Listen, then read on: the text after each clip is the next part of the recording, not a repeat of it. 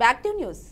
బంగారం ధరలు భారీగా తగ్గాయి. అంతర్జాతీయ పరిణామాలతో దేశీయ మార్కెట్లో ఆల్ టైమ్ గరిష్టానికి చేరిన బంగారం ధర బుధవారం కాస్త దిగొచ్చింది.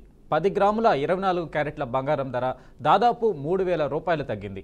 పన్నులతో కలిపి ప్రస్తుతం 24 క్యారెట్ల పసిడి ధర 99,150 రూపాయల వద్ద ఉంది.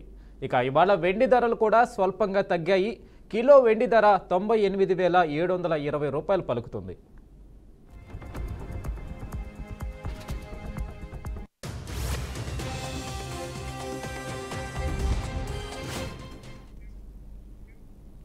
రంగారెడ్డి జిల్లా నార్సింగ్ మున్సిపాలిటీలో బంగ్లాదేశ్ నుంచి అక్రమంగా వలస వచ్చిన ఓ యువకుడికి బర్త్ సర్టిఫికేట్ జారీ చేయడం కలకలం రేగింది. బర్త్ సర్టిఫికేట్ ఆధారంగా అతడు పాస్పోర్ట్ కోసం దరఖాస్తు చేసుకోవడంతో విషయం వెలుగులోకి వచ్చింది. వెరిఫికేషన్ సమయంలో విషయం వెలుగులోకి రావడంతో సికింద్రాబాద్ టాస్క్ ఫోర్స్ పోలీసులు రంగంలోకి దిగారు. నార్సింగి మున్సిపాలిటీలో పనిచేస్తున్న ఓ అవుట్సోర్సింగ్ ఉద్యోగి సుధీర్తో పాటు సదరు బంగ్లాదేశ్ యువకుడిని అదుపులోకి తీసుకున్నారు. ఈ ముఠాలో ఇంకా ఎవరెవరు ఉన్నారనే దానిపై ఆరా తీస్తున్నారు. మున్సిపల్ కార్యాలయంలో అవుట్సోర్సింగ్ ఉద్యోగిగా పనిచేస్తున్న సుధీర్ 2 సంవత్సరాల క్రితం ఒకరికి అప్పటికి కమిషనర్ సత్యబాబు డిజిటల్ సంతకంతో జనన ధృవీకరణ పత్రం జారీ చేసినట్టు పోలీసులు గుర్తించారు. అయితే ఆ సర్టిఫికేట్ నకిలీదని దానిపై విచారణ చేస్తున్నట్లు టాస్క్ ఫోర్స్ పోలీసులు వివరించారు. అతను చేసిన అక్రమాలన్నింటినీ వెలుగులోకి తీసుకొస్తామని టాస్క్ ఫోర్స్ పోలీసులు స్పష్టం చేశారు.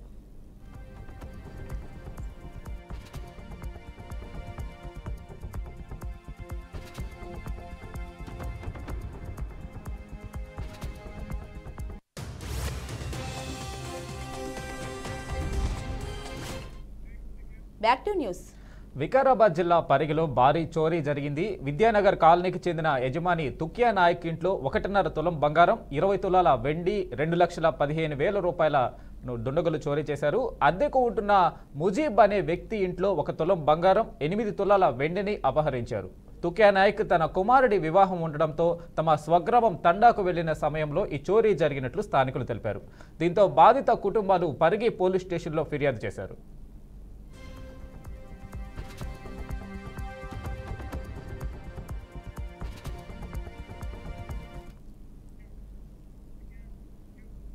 అమరావతి రాజధాని ప్రాంతంలో మంత్రి నారాయణ పర్యటించారు. ప్రధాని నరేంద్ర మోదీ రానున్న నేపథ్యంలో ఆయా రహదారులను పరిశీలించారు.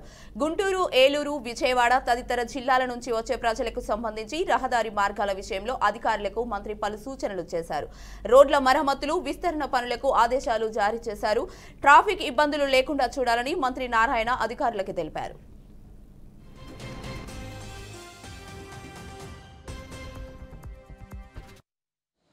అమరావతి రాజధాని నిర్మాణానికి దాదాపు 5,000 కోట్ల పైగా ఖర్చు,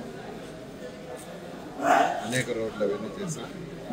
అప్పుడు అమరావతి రాజధాని క్యాపిటల్ సిటీ దాని యొక్క శివస్థాపనకి భారత ప్రధానమంత్రిగా రావడం వారి చేతుల మీద జరిగింది.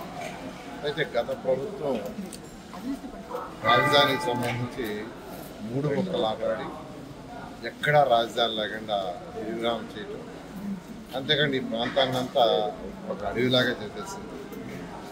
అయితే ఈ ప్రభుత్వం రాగానే గౌరవనీయ ముఖ్యమంత్రి నారా చంద్రబాబు నాయుడు గారు వెంటనే ఈ ఏరియా అంతా పర్యటించి ఇమీడియట్గా వర్క్స్ టేకప్ చేయమని సిఆర్డీ చెప్పడం, ఆ నేపథ్యంలో యాక్చువల్గా 64,000 కోట్లకి యాక్చువల్గా టెండర్లు పిలవటానికి అథారిటీలో పర్మిషన్ తీసుకోవడం,